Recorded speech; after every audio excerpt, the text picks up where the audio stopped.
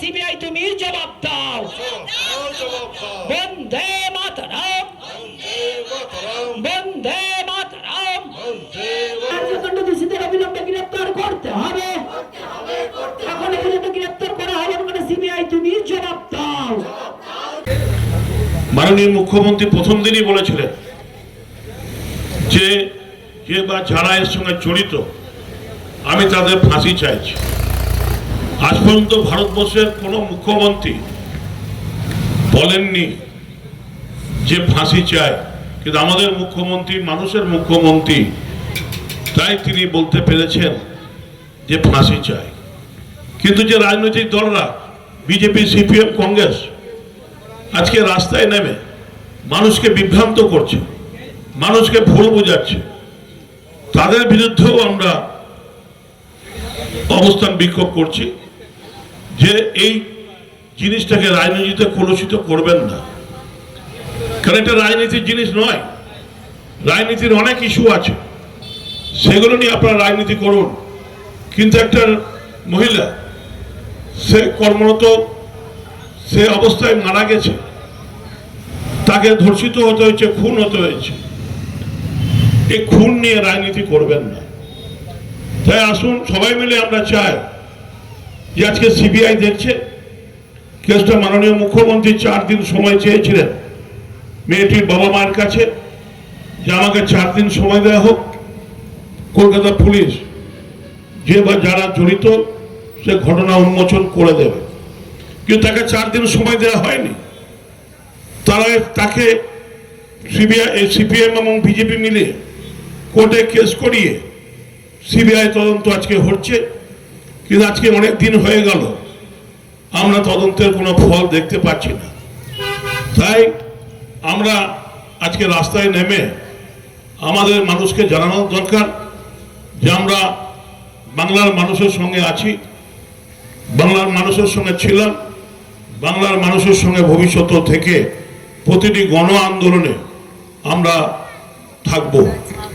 তাই আসুন আমরা এর বিচার চাই, আসামিদের ধরা চাই। কেন যে একজন ধরা পড়েছে তাকে কলকাতা পুলিশই ধরেছিল, সিবিআই ধরেনি। তাই তাকেও সিবিআই কোর্টের নির্দেশে সিবিআইয়ের হাতে দেওয়া হয়েছে।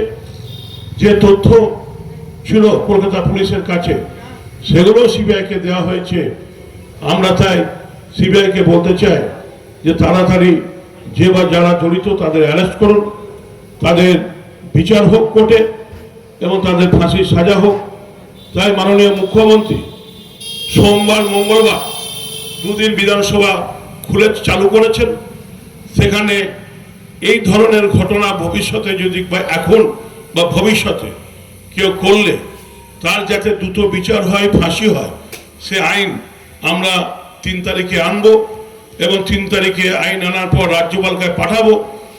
আশা রাখি রাজ্যপাল সেখানে সই করে এই আইনের বাংলার মায়েদের সম্মান জানাবেন। সেই আশা রেখে আমরা এগিয়ে যাচ্ছি। আপনারা সাথী ছিলেন, আছেন, ভবিষ্যৎ থেকে আমাদের বাংলার মানুষকে এগিয়ে যেতে সাহায্য করবেন। নমস্কার। আজকে আমাদের দলের ঘোষিত কর্মসূচি, কালকেও আমাদের কর্মসূচি আছে এবং গতকালও ছিল। গতকাল ছাত্ররা নেমেছে, আজকে দল থেকে নেওয়া হয়েছে। কালকে মহিলা যে আমাদের সংগঠন তারা নামবে রাস্তায়। উদ্দেশ্য একটাই যে আরজি করে যে এবার যারা দোষী এই জঘন্যতম কাণ্ডে তাদের অবিলম্বে বিচার চাই, ফাঁসি চাই। তাই আমরা রাস্তায় নেমেছি। আমরা দেখতে পাচ্ছি যখন একটা ফয়সলার দিকে যাচ্ছিল তখন বিজেপি এবং সিপিএম, পেছনে কংগ্রেস, এরা পশ্চিমবাংলার রাজনীতিকে আবার কলুষিত করার চক্রান্ত করছে। মমতা ব্যানার্জির নেতৃত্বে যে বাংলা, শান্তির বাংলা, উন্নয়নের বাংলা, সেটাকে নষ্ট করছে। মানুষের যে সারা, মানুষ রাস্তায় নেমেছে একটাই কারণে, যে বিচার চায়। আমরাও রাস্তায় নেমেছি একটা কারণে, বিচার চাই। আমাদের মুখ্যমন্ত্রী বলেছেন যে যারা রাস্তায় নেমে আন্দোলন করছেন তাদের সঙ্গে আমরা আছি, যে ডাক্তাররা আন্দোলন করছেন তাদের সঙ্গেও আমরা আছি। তো আমাদের সবারই লক্ষ্য একটাই, বিচার চাই এবং ফাঁসি চাই।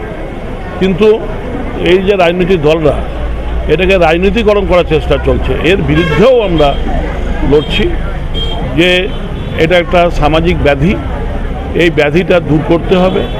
আজকে শুধু পশ্চিমবাংলায় নয়, সারা ভারতবর্ষে এই ব্যাধি ছড়িয়ে পড়ছে।